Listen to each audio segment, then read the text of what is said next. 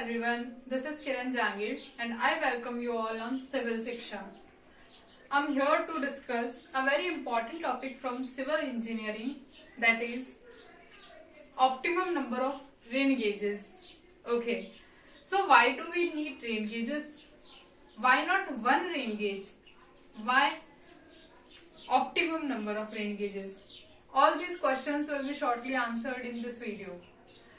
So, rain gauges are required to measure the rainfall in a particular area.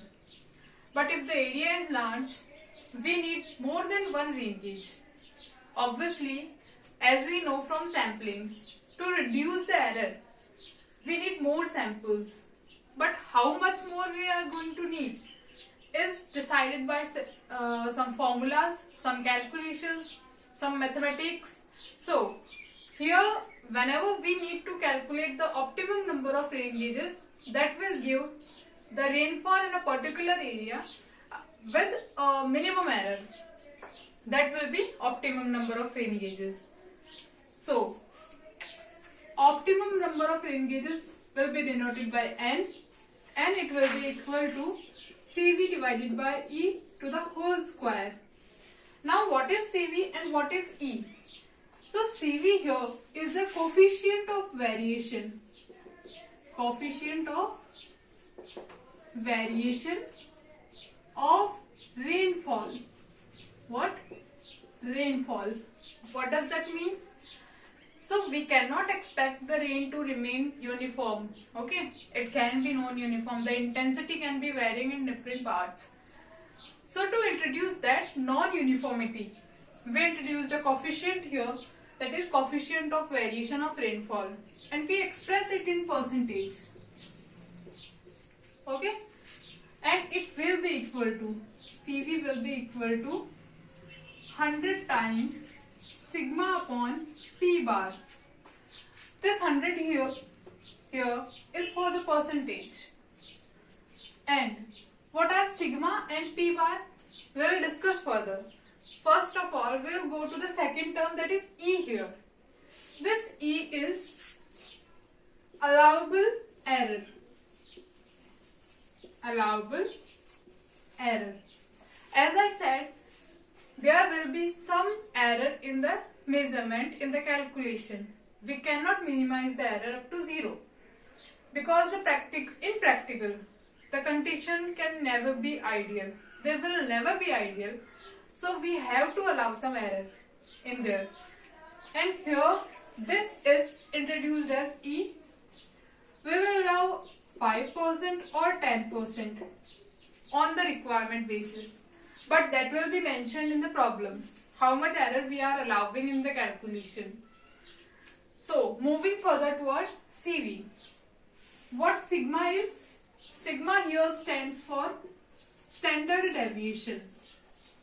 Standard deviation.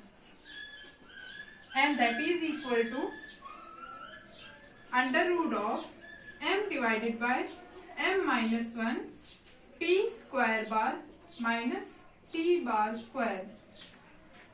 So, let me introduce the parameters involved here. What is m? What is p square bar? What is p bar square? Okay.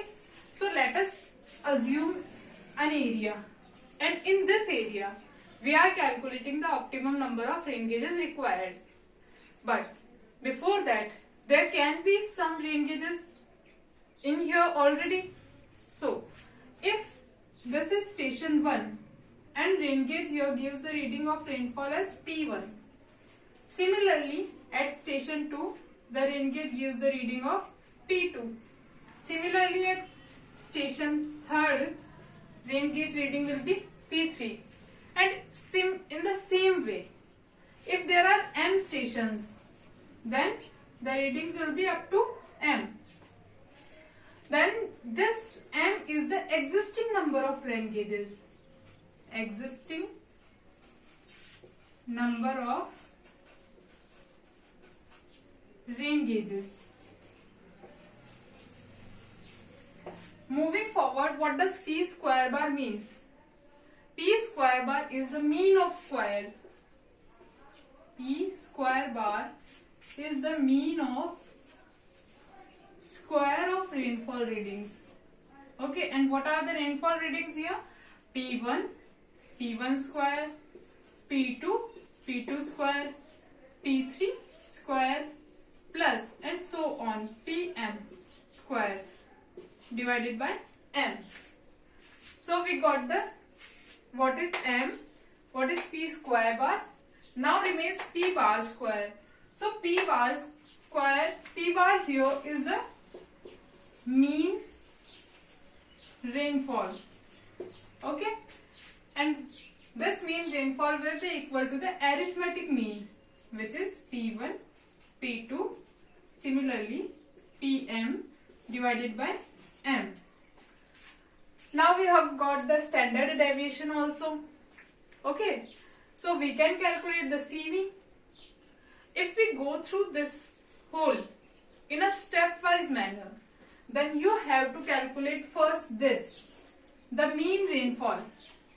After calculating the mean rainfall, you will go for the square of mean rainfall. Okay, and as you know the existing number of rain gauges, you can calculate the sigma. Okay, after calculating sigma, you can calculate CV. This is the third step.